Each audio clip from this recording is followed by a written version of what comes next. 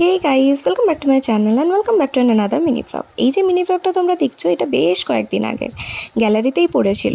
Edit করা হয়নি বলে আপলোডও করা হয়নি। আজকে হঠাৎ গ্যালারি ঘাঁটতে ঘাঁটতে ভিডিওটা পেলাম, তাই এডিট করে পোস্ট করে দিলাম। দিনটা ছিল মকর সংক্রান্তির দিন। আমরা যাচ্ছিলাম গড়বেতা, আমার বরের মামা বাড়ি পুজো দেওয়ার জন্য যাচ্ছিলাম। আর এখানে দেখো কি সুন্দর না গোলাপ ফুলগুলো, জানো তো আমাদের বাড়িতেও না, মানে ঘাটিতেও এরকম প্রচুর গোলাপ ফুল ফুটেছে। সেগুলোও না হয় তোমাদের একদিন দেখিয়ে দেবো ভিডিওতে। আর এই যে আমার বর চায়ের অর্ডারটা দিয়ে মাথা নাড়তে নাড়তে চলে এসেছে। বেরোনোর সময় বাড়ি থেকে কিছু খেয়ে বেরোনো হয়নি, তাই জন্য আমার প্রচণ্ড খিদে পেয়ে গেছিলো। আর এখানে খাওয়ার মতো সেরকম কিছু ছিল না বলে আমি চা আর বিস্কিটই খাচ্ছিলাম। গড়বেতা যাচ্ছি, আর ওখানে তোতনের বেশ কয়েকটা ছোট ছোট ভাই বোনও রয়েছে। তো তাদের জন্য আমি এখানে লেজ, টেড়েমেড়ে, কিছু চকলেট এসব নিয়ে নিয়েছি। টেড়েমেড়ে পাবলিক টেড়েমেড়ে খাওয়াবে। তো গড়বেতা পৌঁছেই মা সর্বমঙ্গলার মন্দিরে আমরা ভোগ খেতে বসে গেছিলাম। প্রথমে এসেই আগে মায়ের দর্শন করলাম, বাড়ির সবার সাথে দেখা হলো, সবার সাথে গল্প করছিলাম। তারপর মন্দিরটা নিজে ভালো করে ঘুরে দেখলাম। ভিডিও করতে তখন আর না মন চায়নি। তো এখন আমরা বেরিয়ে যাচ্ছি মন্দির থেকে বেরিয়ে আমরা এসেছি গনগনি ড্যাম্পে। তো এই হচ্ছে গনগনি ড্যাম্প। এখান থেকে সিঁড়ি দিয়ে নিচে নেমে যাওয়া যায় ড্যাম্পের ওখানে নিচের দিকে। ফটোশ্যুট করছে অনেকেই ওখানে দেখলাম।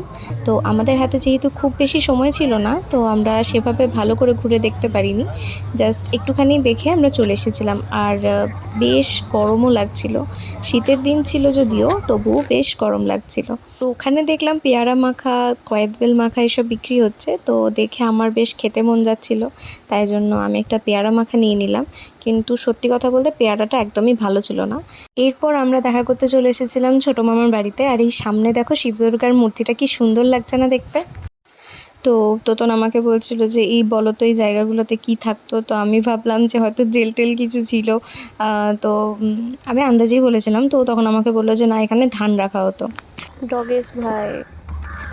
এরপর আমরা গেছিলাম মিঠু মাসিমণিদের বাড়িতে। আমি তোতনের কাছে অনেকবার শুনেছি যে ওদের বাড়িতে বিড়াল আছে। তো যাওয়ার জন্য আমি তো খুব এক্সাইটেড ছিলাম বিড়ালগুলোকে বিশেষ করে দেখার জন্য।